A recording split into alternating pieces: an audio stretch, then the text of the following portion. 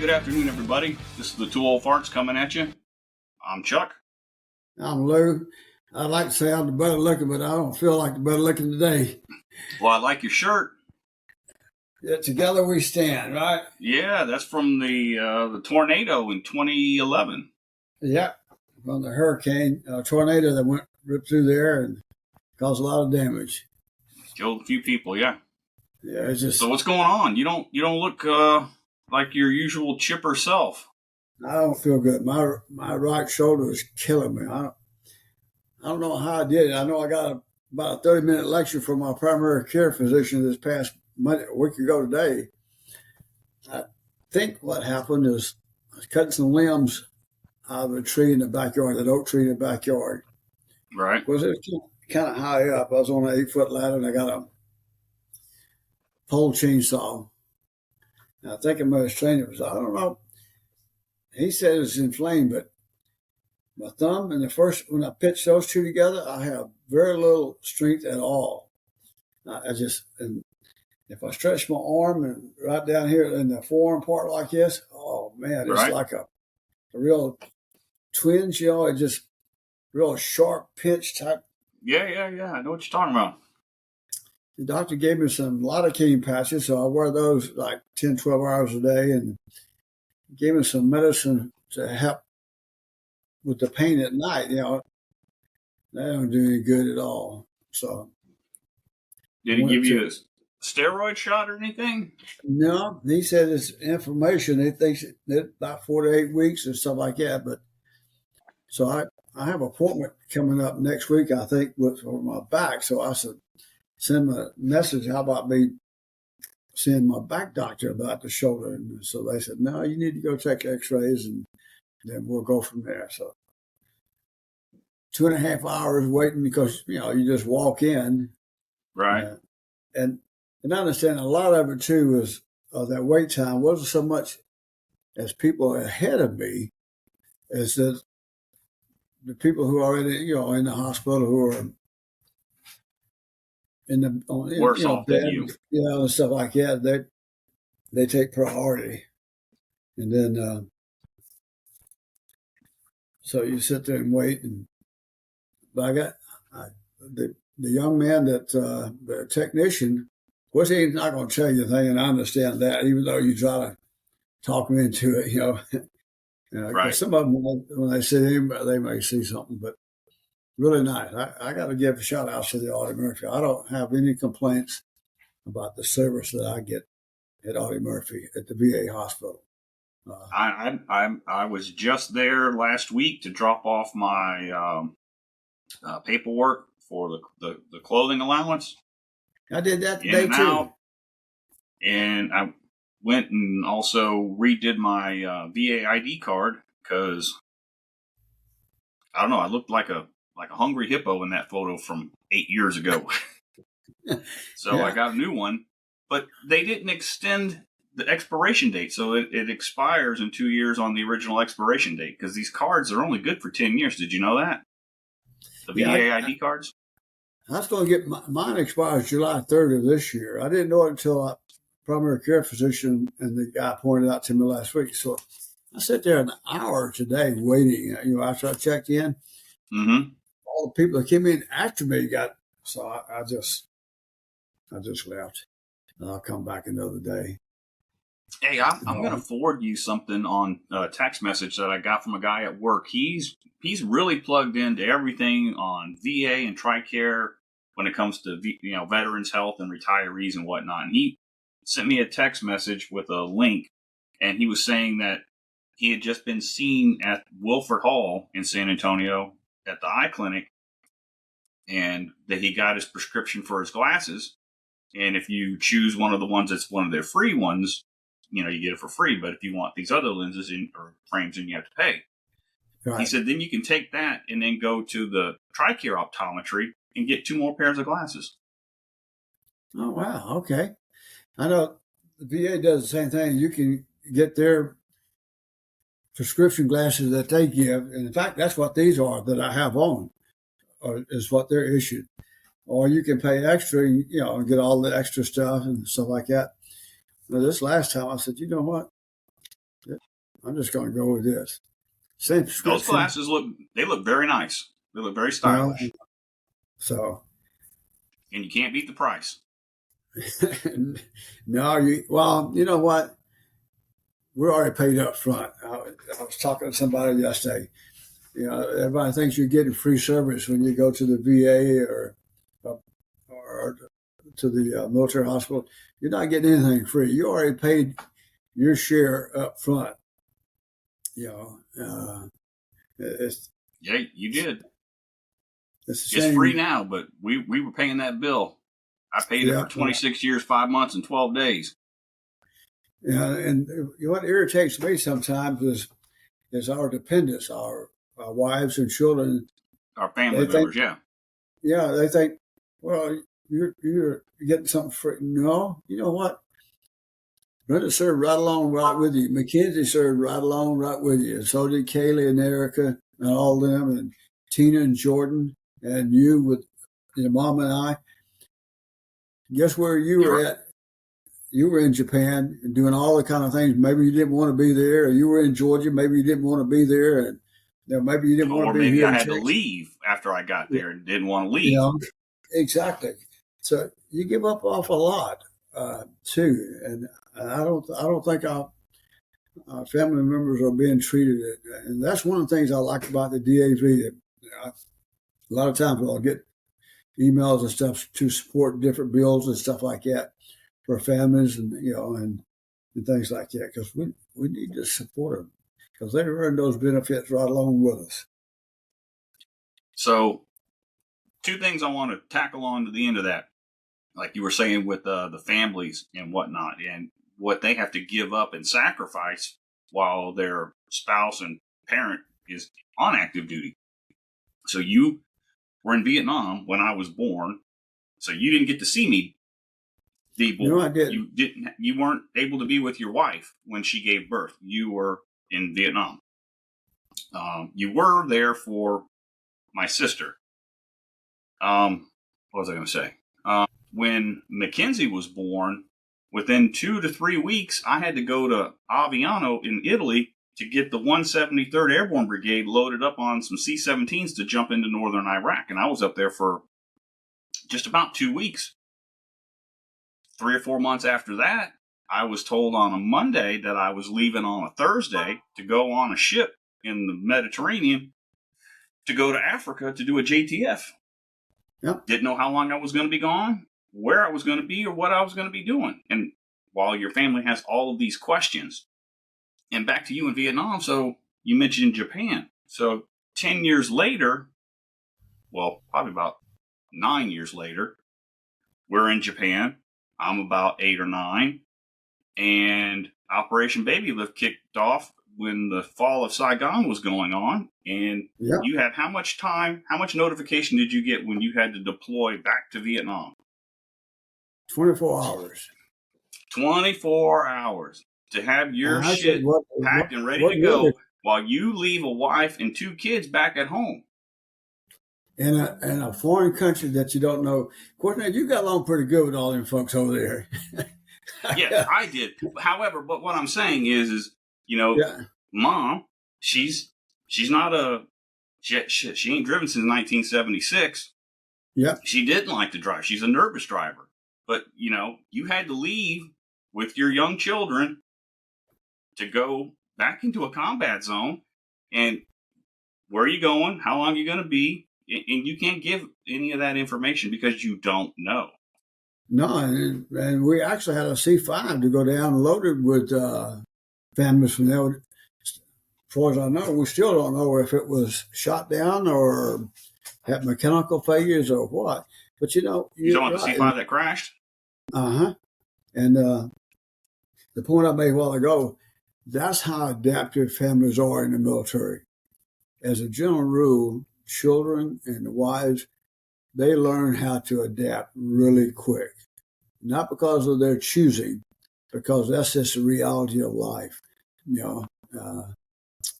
But it's a sacrifice that you make, your family makes, and more importantly, your children didn't sign up for this.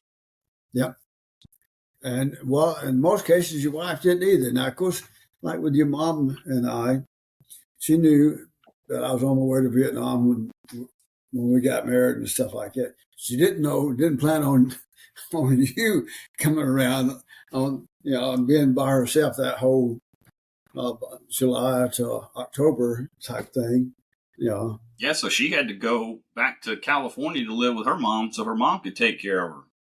Yeah, because your father-in-law, my father-in-law rather, your grandfather, yeah, he was in Vietnam.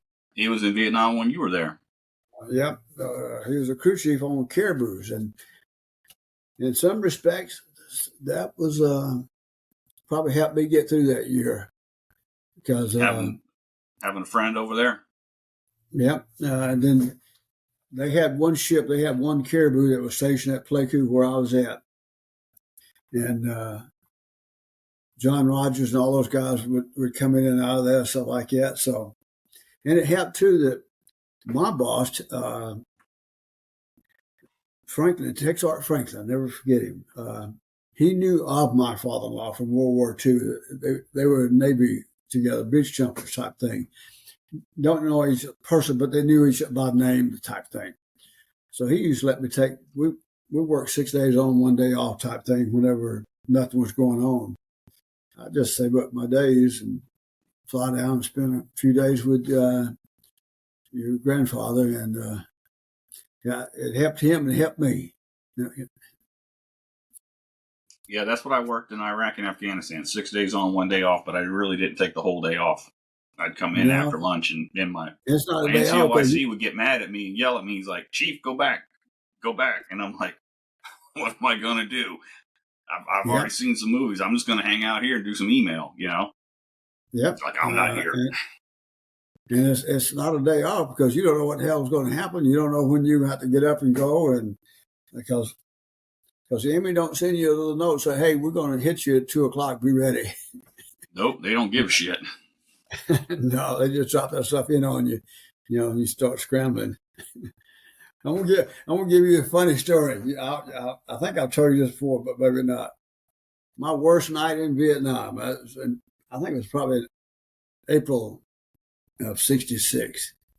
I was sick in a dog. You had diarrhea and all that kind of stuff. Walking the flight line, me and Wolf walking the flight line, and I had to go to the bathroom. There's no such thing as calling somebody because you got to go right now, right?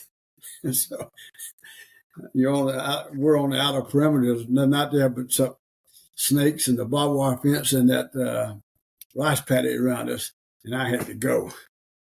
And I'm going to tell you, it didn't take me long to get up. When that rocket started coming in, that stuff it stopped pretty quick. Yeah, that booty hole go like this to like that. Tighten up real quick, don't it? It just shut up pretty damn quick. I said, "Oh, Wolf, talk to me. What do you see out there, boy?" And if his ears perked up and he stopped, then you know you got to stop too. But that's the story. I don't know if I told you that before or not. I've heard that story a couple of times. But that's and I'm sure every service member that's over in Iraq, wherever, you got some type of funny story like that, along with all the bad ones. In Iraq, a few times when we first got there, they would see movement or artillery, or artillery, but mortars or rockets. Anyway, and they would shoot up an illumination round to see what was going on outside the base. Right. Always at 1, 2 o'clock in the morning. So we'd get up and go outside and take a look around.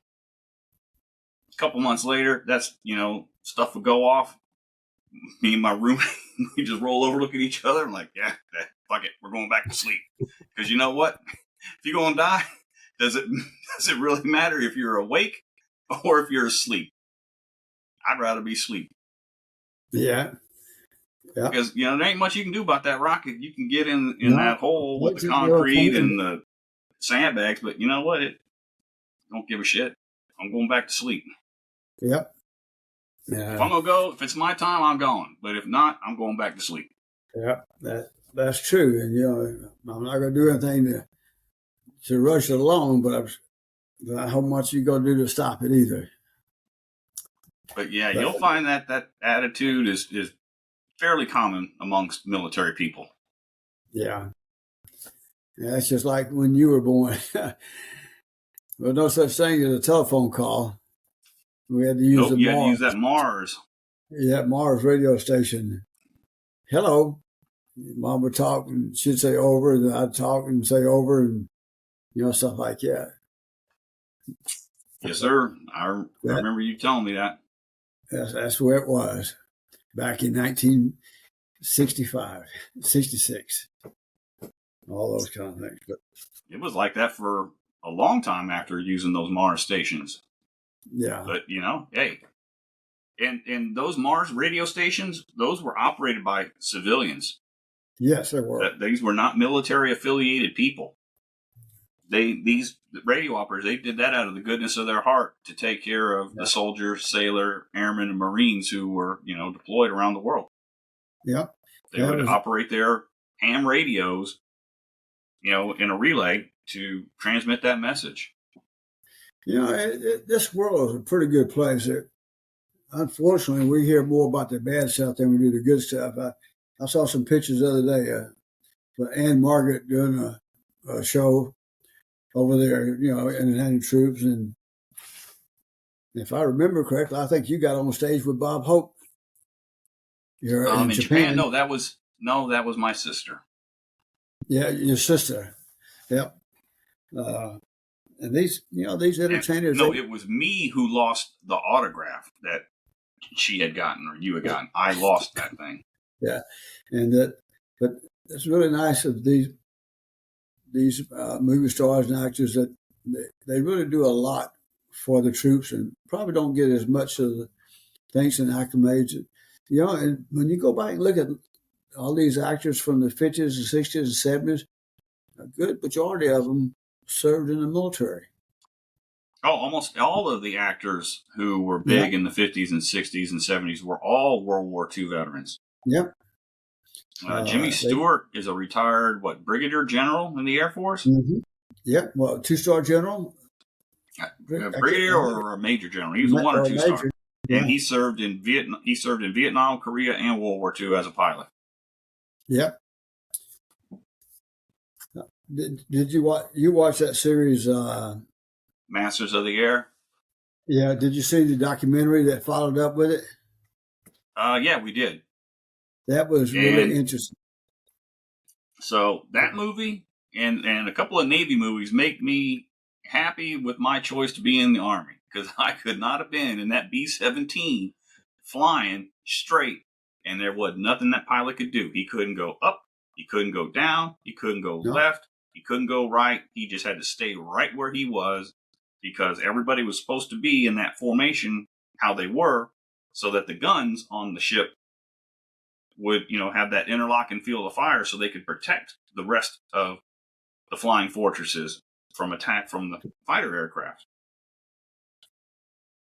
And one group that, to me, that doesn't get enough publicity is the Red Tails. And one of these days, when we go back to Alabama, we got to go to Tuscaloosa. Tuskegee. Tuskegee, yes. Well, we got to go to Tuscaloosa again too, but yeah, we got to go check it out. Tuskegee Airmen. And I'm shameful of saying this. Lived there a good part of my life, and never went to Tuskegee, but never really knew much about it or saw it. But we got to go. So you hear that, folks? I'm telling myself we got to go. We're going to have to go. So, hey, speaking of going, guess what I got tickets for? Well, I know we're going to go see Clay Walker, but the one that I liked that surprised me, I think it was. Well, we're going to go see Clay Walker. We're going to see Blackberry Smoke. Yeah, it was George Thorogood. We're going to go see George Thorogood. Yeah. I'm going to tell you that show, I wasn't reluctant, but I wasn't all excited about it. But he put on a show. I'm going to tell you. And I'm looking, of course, all this stuff that you bought to go along with it. I don't know about all of that now. All that What's that? VIP stuff. All that VIP stuff. What's wrong with that? No, that sounds like fun. I'm gonna tell you. I'm gonna show you something. Hold on. If I'd have spent a little more money, we'd have been able to sit on the side of the stage for the first 3 songs, but I didn't think you want to spend that kind of money. You see this? I see it's kind of blurry, but it looks like a glass, a mug, a beer stein. It looks like it's from Worstfest. Yeah, you see what's in it? No, your camera is super fuzzy.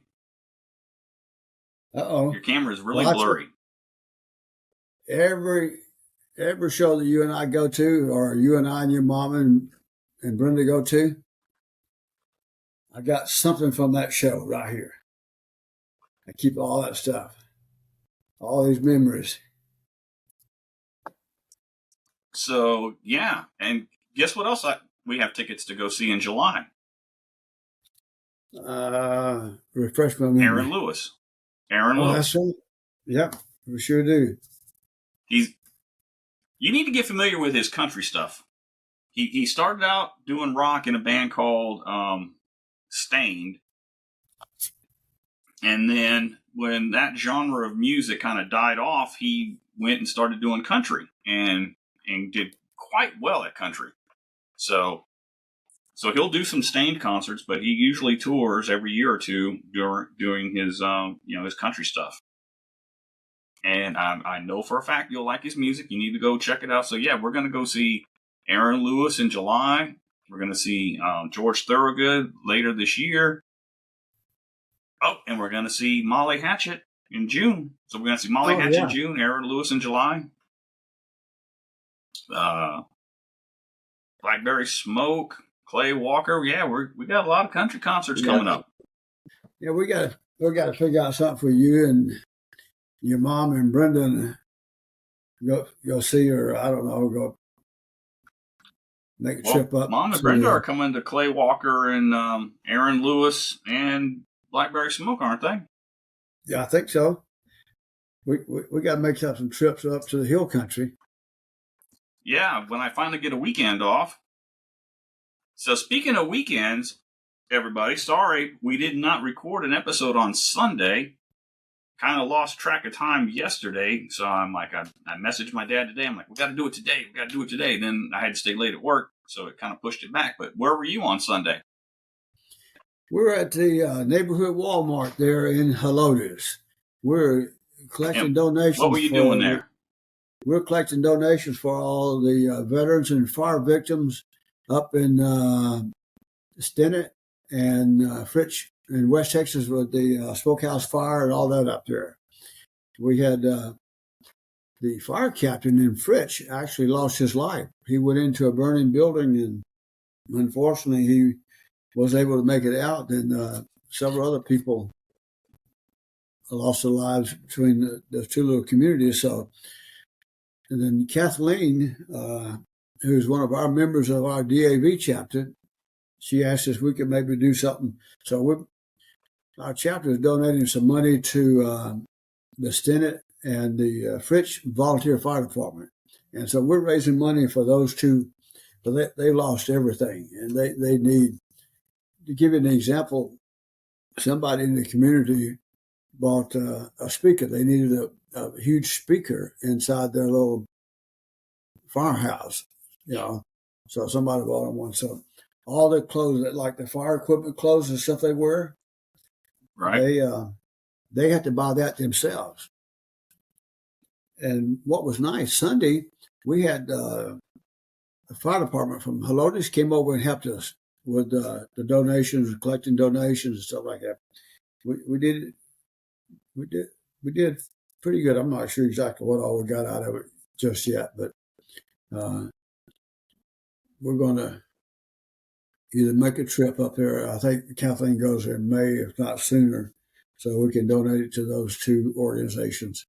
Because it's going to go back into the community, what they do.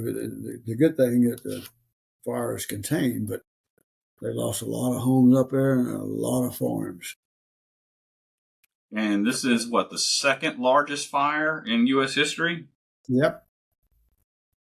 So it spread all the way up into Oklahoma. So if you guys, donate to the American Red Cross, look for any organization that is taking care of these firefighters and these families that have been displaced up in the panhandle of Texas. And just one more note, that if you listen to us and know somebody in the San Antonio area, we're going to be back at that neighborhood Walmart at 1560 in Shanefield on the 13th and 14th of April. That Friday, Saturday and Sunday from 12 noon till about 3 or 4. And hopefully the fire department's going to be there with us again to collect some more donations for those two little small towns. Because about 1,500, 1,800 people in those two little communities, each one. I think Fritz is 1,800 and about 2,000 in Stinnett. It makes you feel good. Oh, absolutely. I was just talking to Jose, our judge advocate today. Thursday, they're coming Thursday at 2:00. We're going to be at Audie Murphy. They have a floor there where they have the patients who are, that's where they live. Right. And we're going to be doing a bingo with them again. They had 3 or 4, so our chapter's going to donate some more, and we're going to be there this Thursday from 2 till about 4. The sad part of it is they won't let a lot of people in, so just Jose and I will be there to represent our chapter and help them. But I'm going to tell you, seeing those veterans, no legs, and one of them bedridden, and be able to play bingo and have some fun and see the joy on their face, it makes you appreciate what you have, and it makes you feel good when you can see somebody really enjoying that couple of hours. You make somebody feel real special. And speaking of tragedy, last night, early morning, the tragedy there in Baltimore with the bridge collapsing, the Francis Scott Key Bridge in Baltimore. It was struck by a container ship while passenger cars were crossing over the bridge. 6 people so far still not accounted for. So keep those people in your thoughts and prayers. To the first responders, big tragedy today. Yes, absolutely. It's really sad, and it makes you wonder how some things happen like that. The water, 50 feet deep in that spot, 48 degrees, the water temperature overnight. So, big loss of life. Somebody, or what I had read, based on the video that they had seen, there was a lot of black smoke coming out of the ship when it turned and was headed right for that pier or pylon or whatever it is that supports the bridge. So they're suspecting, from what I read, that there was engine failure or something along those lines that caused, them to lose control of the vessel. Yeah, we gotta keep the families and first responders. It's just, that's like Tunnel for Tower. I got to give them kudos. I really respect that organization, because not only do they support veterans and their families, the first responders, fire department, police officers, and stuff like that, to help those families and what they do. And 96.1 cents out of every dollar goes back to helping those people. So it's really a good organization and what they do. And there's a lot of good organizations out there, but there are, and a lot of people need our help all the time. Not just any tragedy. There are people just that fall through the cracks. My wife and I were just talking the other day, and she was reminding me that sometimes people are just just a couple of paychecks away from homelessness. Yes. So when you see somebody on the street, I would hope that you give $1 or some change in their pocket. and if they're going to get drugs or with it, whatever, so be it. Yeah, you're absolutely right. Just like smoking. People always talk about people smoking, but your Uncle Ray and your Papa are really heavy smokers. If that's what makes them feel good, then that's their choice. It's none of your business. If you don't like it, don't be around it. But also, if it goes against your conscience to give them money because you think that they might spend it on drugs or alcohol, go to the neighborhood corner store and buy them some water, bag of chips, a hot dog, something. Absolutely. The other day at Subway, I just the fellow was sitting outside, so I just bought another one, gave it to him. You know, he was very thankful and appreciated it. He didn't ask me for anything, but I could tell. So, just give a little bit. And that same way with these minimum wage. We're not going to get into any conversation about the philosophical discussion of. I was at a restaurant the other day. They were fairly busy. They only had 2 people working, and those 2 people were working really hard. It was really nice. And this young person that brought my food to me, she just trying to be nice and go through all the script they're supposed to go through but get back to that next customer, right? And I said, right. Wait just a minute. I said, wait. She says, okay. So I always try to carry a $5 bill, at least a $5 bill with me, just for stuff like that. When I gave that to her, she had tears in her eyes, just out of the corner of her eye, 2 little tears fell down. Just because I said thank you, and that's just the way life should be. You appreciate the effort. Yeah. And to me, what it said to her, that she knew that we appreciated what she was doing and understood how hard she was working. It's not her fault. It was just her and another worker there. I don't know why it is so hard to get. Employers are having a hard time finding people to work. I don't understand it. Is there that many other jobs that they're competing for? I don't know. But you go into the service industry, everybody is hurting for employees. Everybody. Yes, they are. And I don't know either. I wish I did. If I did, I would solve the problem. I'd be president of the United States. My wife and I's favorite restaurant that we go to almost every Friday, since COVID, obviously, they didn't have a lot of wait staff because some people didn't want to work or whatever, and they were at limited capacity. But as the restrictions got lifted and things got a little more back to normal, it was hard to find full-time staff. And sometimes when you go, you'll pull up and you'll see, hey, there's some tables on the patio. So there's going to be seats inside as well. And you go in there like, hey, I want to sit on the patio. And they're like, oh, you're going to need to wait. And I'm like, but there's tables out there. And they're like, I know, but we don't have enough staff to take care of what's going on out there. Yeah. You know what I'm saying? They don't have enough staff to take care of everybody if everybody wanted to sit outside. Fortunately, because my wife and I are very nice tippers to the staff that work there, if we're sitting inside, they'll come up, hey, do you guys want to sit outside? And we're like, we did, but they said we couldn't sit outside because there wasn't enough staff. And they're like, come on. Yeah. I got you. But they also do it because they know that we're not a demanding table. You know what I'm saying? We're not always, hey, can you do this? Can you do that? Just bring me my food. Leave me alone. If I need you, I'll find you. I'll get your attention. But, like I said, we give them a nice tip, and we add a nice tip to the bill as well. But we make sure we give them cash. I always carry cash. I like to tip in cash. That way, yes, because I want to give it to the person that took care of me. I'm not a big fan of it going into the pot and then it getting spread out to everybody. Now I get the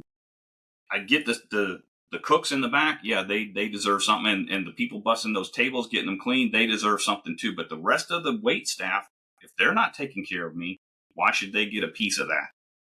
Well, and not only that, if you do it like part of your check, they got to wait till payday. then they got to pay taxes on it.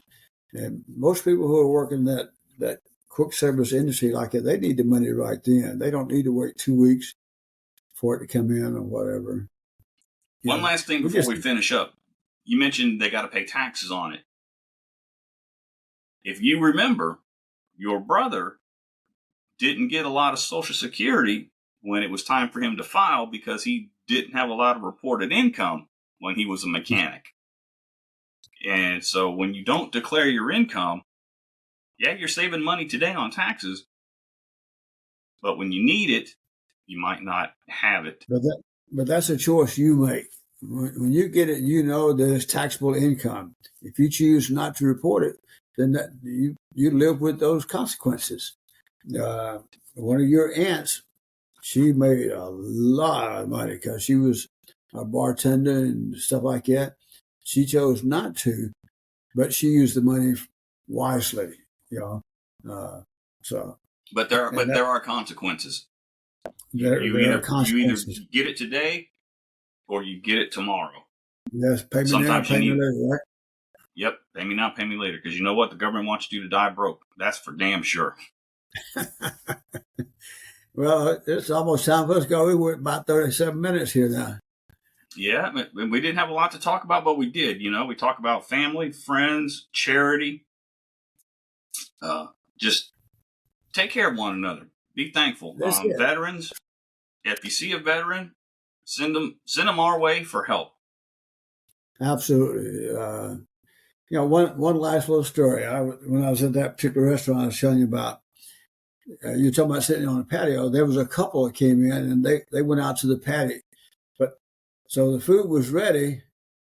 They didn't have anybody to really take out. So I just walked out there and let them know the food was ready. Because he and I already started talking about Alabama and Texas and Oklahoma football and the SEC conference, all that kind of stuff. But just let him know his food was ready so it wouldn't sit there and get cold and those kind of things. Those are little things in life that we can do to make everybody's day just a little bit better. And when we got ready to leave, he throws his hand up, waves, and I'm waving at him. I have no idea who the hell he is. He don't know who I am. But, just a couple of words, just some real good conversation, and just let him know, and he's having a good experience. He and his wife, lunch, and it's hot and fresh. And so it's the little things in life that count. Amen, brother. Amen. All right. We're at 38 minutes. We're a little over the mark. Just tell Aunt Carolyn not to get mad at us. Yeah, maybe one day we get her to call in and we can talk to her. All right, you got it, old fart. We keep talking about that, but we never practiced getting anybody to dial in on this contraption. I'm sure she could probably tell some. Hey, I got the cable right here. You plug it into my phone. We just got to make it work. All right. Well, all you right. have a Love good you, Dad. Give Mackenzie and Brenda and everybody, and tell Brenda's mom hello and give her a hug for us. All right. And y'all take care, everybody. God bless. We're pulling and praying for y'all during these difficult times. And keep listening to us. Spread the word. We're really thankful we have the 10 of you each week that download our podcast. Yes, we are. All right. Y'all take care. Have a good one. Love you, son. Love you, Dad. Bye. Bye.